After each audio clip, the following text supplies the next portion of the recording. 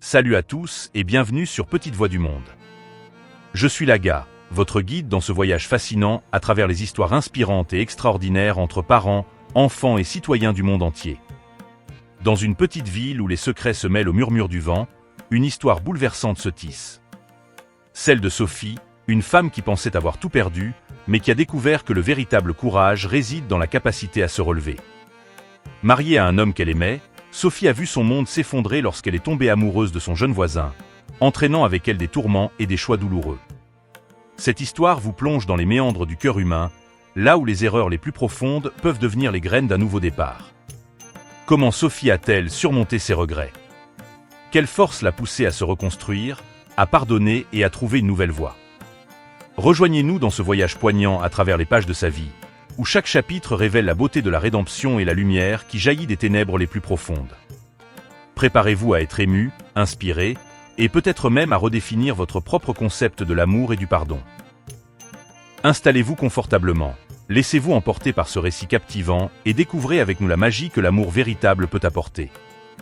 N'oubliez pas de vous abonner, de liker et de partager cette vidéo si elle vous touche autant qu'elle nous a touchés. C'est parti pour l'histoire de Sophie, un voyage à travers les pages de la vie et de l'amour véritable.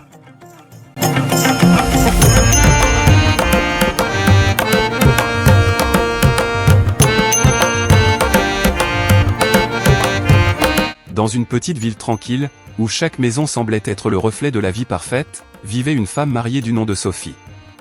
Sophie, âgée de 35 ans, menait une vie apparemment idéale avec son mari, Marc, un homme d'affaires prospère.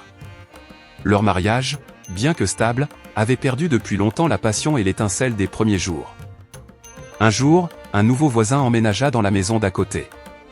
Il s'appelait Julien, un jeune homme de 25 ans, artiste et rêveur.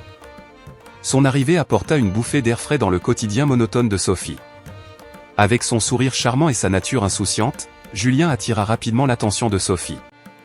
Au début, leurs interactions étaient innocentes. Ils échangeaient des salutations cordiales, parfois un sourire ou un bref échange de mots sur le jardinage ou le temps.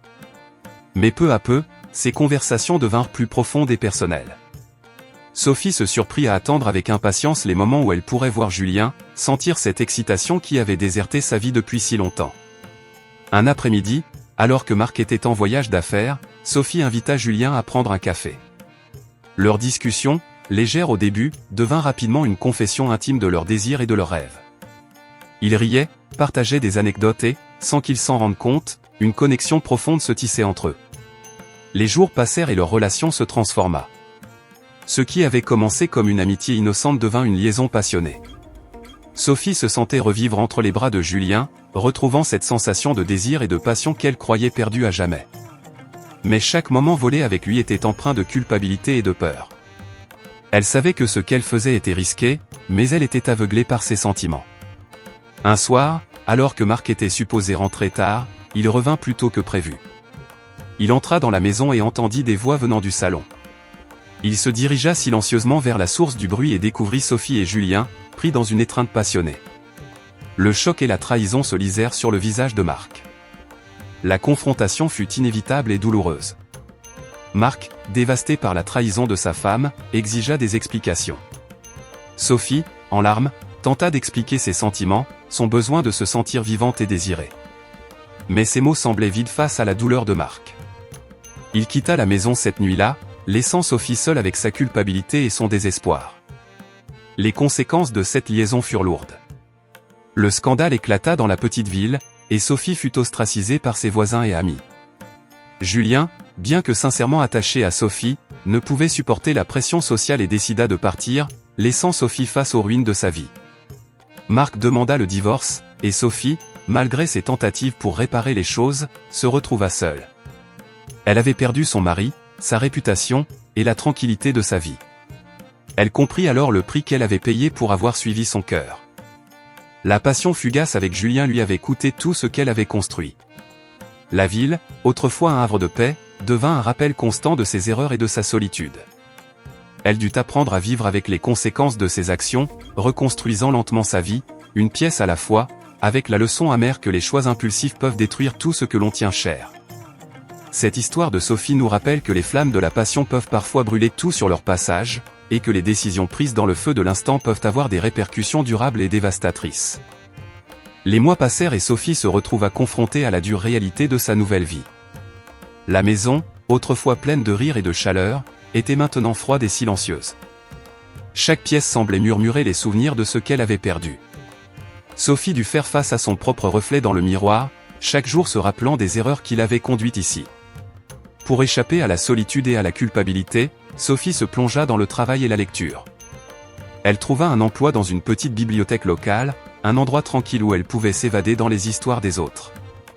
C'était là, parmi les livres, qu'elle commença lentement à retrouver une certaine paix intérieure. Un jour, alors qu'elle classait des livres sur une étagère, une femme âgée entra dans la bibliothèque. Elle avait les cheveux blancs comme neige et un sourire bienveillant. Elle s'appelait Madame Lemoine, une habituée de la bibliothèque. Elle remarqua l'air triste de Sophie et, avec une douceur infinie, engagea la conversation. Madame Lemoine, ayant entendu des rumeurs sur Sophie, ne fit pas de commentaires. Au lieu de cela, elle lui parla de sa propre vie, de ses joies et de ses peines, des erreurs qu'elle avait commises et des leçons qu'elle en avait tirées. Elle offrit à Sophie une perspective différente, celle de quelqu'un qui avait vécu une vie longue et pleine de défis. Au fil des semaines, une amitié improbable se développa entre Sophie et Madame Lemoine. La vieille dame devint une source de réconfort et de sagesse, aidant Sophie à voir que, malgré ses erreurs, il y avait toujours une chance de se racheter et de trouver une nouvelle voie. Elle l'encouragea à pardonner à elle-même et à se donner une seconde chance. Un jour, alors qu'elle se promenait dans le parc, Madame Lemoine confia à Sophie une histoire personnelle. Elle lui parla d'un amour perdu, de choix difficiles et de la force qu'il lui avait fallu pour se reconstruire. Cette histoire résonna profondément avec Sophie, lui donnant l'espoir et la détermination dont elle avait besoin pour avancer. Inspirée par son amie, Sophie décida de prendre des mesures concrètes pour redonner un sens à sa vie. Elle suivit des cours de psychologie pour mieux comprendre ses propres comportements et ceux des autres. Elle participa à des groupes de soutien pour les femmes traversant des périodes difficiles, trouvant réconfort et solidarité dans la communauté. Au fur et à mesure que Sophie commençait à se reconstruire, elle réalisa qu'il était temps de faire face à son passé. Elle écrivit une longue lettre à Marc, lui exprimant ses remords et ses regrets sincères, tout en acceptant la responsabilité de ses actions. Elle ne s'attendait pas à être pardonnée, mais elle sentait que c'était une étape nécessaire pour sa propre guérison. Marc, qui avait également entrepris son propre chemin de guérison, reçut la lettre avec un mélange d'émotions. Il n'était pas prêt à reprendre contact immédiatement, mais la sincérité de Sophie le toucha. Il comprit que, bien que leur mariage soit terminé, ils pouvaient chacun trouver leur propre chemin vers la paix.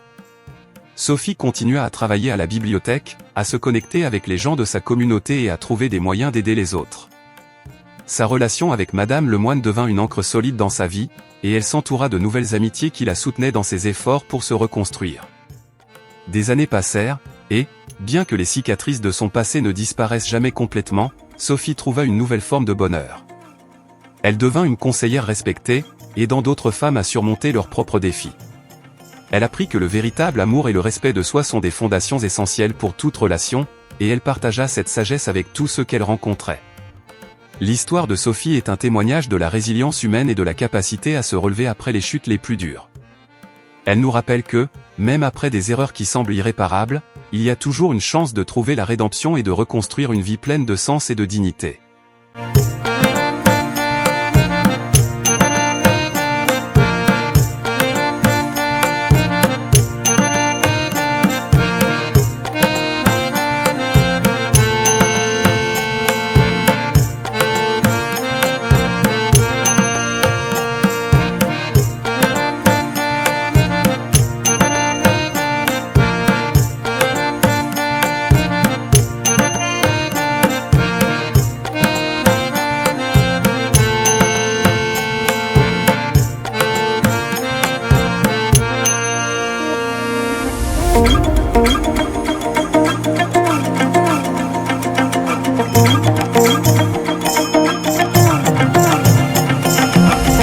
Et voilà, c'est la fin de notre incroyable voyage à travers l'histoire de Sophie. Merci d'avoir suivi ce récit poignant de Sophie, une histoire où l'amour, la trahison et la rédemption se croisent pour révéler la force insoupçonnée de l'esprit humain. À travers ses choix, ses erreurs, et son cheminement vers la lumière, Sophie nous montre que même dans les ténèbres les plus profondes, il est possible de trouver une lueur d'espoir et de renaître plus forte. Si cette histoire vous a touché, n'oubliez pas de liker cette vidéo pour nous encourager à partager encore plus d'histoires inspirantes. Laissez un commentaire pour nous dire ce que vous en avez pensé ou pour partager votre propre expérience. Et surtout, abonnez-vous à notre chaîne pour ne rien manquer de nos prochaines vidéos. Cliquez sur la cloche pour recevoir toutes les notifications. Ensemble, continuons à explorer les facettes les plus profondes de l'âme humaine. À très bientôt pour une nouvelle histoire qui, nous l'espérons, vous fera réfléchir et rêver. À très bientôt pour une nouvelle histoire qui vous inspirera et vous émouvra. Prenez soin de vous et souvenez-vous, chaque histoire a le pouvoir de changer des vies. Abonnez-vous, likez, commentez et partagez. Merci pour votre soutien et à très bientôt sur Petite Voix du Monde.